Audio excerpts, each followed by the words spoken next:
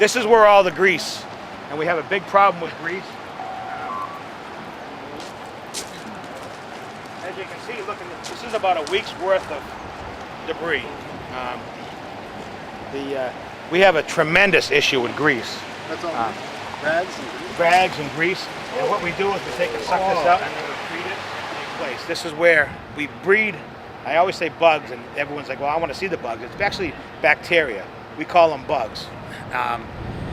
And the bugs that we take in, they eat all the stuff that didn't get settled out, didn't get scraped out, or didn't get raked out by the rake.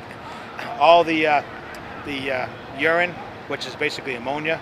We have a certain set of breed of bacteria that will eat that and then convert it over to a gas, so it goes out into the atmosphere.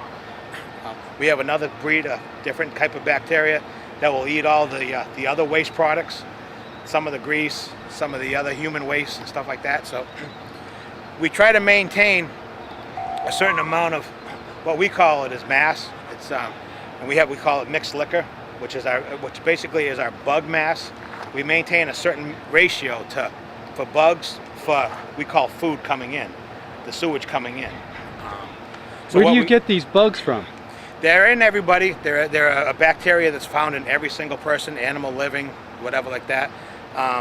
You can see it on some of the store, that probiotic stuff that they sell in the store. But do you buy it? No, we taken when we initially started this plant up, we had to take the bugs, the bacteria from Sconset and haul it in here to start the process. And they just breed on their own? They just keep breeding all the time and growing. The more you feed them and aerate them and give them some oxygen, they just keep going and going. Right. So what the process is it comes in here with our raw influent and comes from around the back of the facility with our bugs, with our mixed liquor, and they blend in these tanks. And what we do here is we have no oxygen in this area here. They're called the noxic zones. So we don't feed any oxygen or any air into these tanks. What it's doing is it's taking the food coming in, and what leftover oxygen is still with the bugs, and the bugs that are coming around are really they're really active and they're hungry. The way to explain it. So the process starts here, and what they're doing here is they're eating all converting all the ammonia, the urine, and all the other waste products into separate gases, different types of gases that ultimately go out into the atmosphere, or the bugs will eventually die off because they get older, and then we waste them, and then we treat them one more time, and then we send them to the landfill. All of our sludge goes to the landfill and goes in the digester. It helps break down that whole composting process, that breaks down all the trash and everything else, and ultimately, after so many weeks in the windrows and the turning, it gets put out and then for composting on topsoil.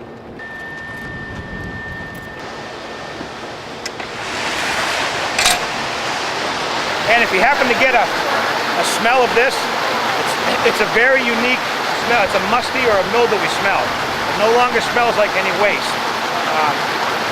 What it's doing is it's lifting it up with no oxygen, bringing it into tanks where we're going to start to give it oxygen again. It's basically air. So now we'll come through here with no oxygen, and now the bugs are all getting tired. They've done their job, their initial job. So now we want to wake them up and everything else. So now we're going to aerate them again. Feed them oxygen, so now they're going to get lively and they're going to start to activate again and then do another process for us. So there's different processes, different types of bacteria doing the process for us. So these three giant tanks here, about 133,000 gallons in each one of them. This is where we give them air, give them their oxygen, and then they get fat, then they get happy with the oxygen, and they go around and they start the cycle all over again. We keep returning them as RAS, we call it. Return activated sludge. The cover's down in the wintertime, especially this winter, because it was so cold this winter, we had to slow everything down. So we had about a 60-day sludge age. Our bacteria was about staying in the process almost 2 months because we had to build such an inventory to keep them warm. And then now the summertime, I think he's running about a 24-day age. So the sludge will actually stay in the process for about 24 days before we waste it. But from start to finish, you got like 4 hours. It takes about 4 hours to go through the clarifiers, ultimately, and then it starts its process here. And it's just a never-moving cycle, around and around and around. 24 days on average? We can ask Richard more when we see him. Yeah, all right. When it comes through. That's how old the sludge is. the actual But mass, beginning to end, from being 20 filtered. filtered and everything else, the bugs live around for like 24 days. It's called the MCRT, mean cell residence time. In the wintertime, we had to really increase it because, as you know, it was ultimately really cold this winter and for a long time. So the stream coming in was very, very cold, and we had a hard time keeping everything alive. So we had to just build a lot of mass. I would say we have 15 beds altogether. 10 or 12 of our beds that we have percolate very, very well. We have about 4 that are original beds from the 50s that are very slow. We can only use them for 1 day. Most all of these other beds that we have, we can use for 4 or 5 or 6 days at a time before we have to switch them out. We have My Comet Beach. What?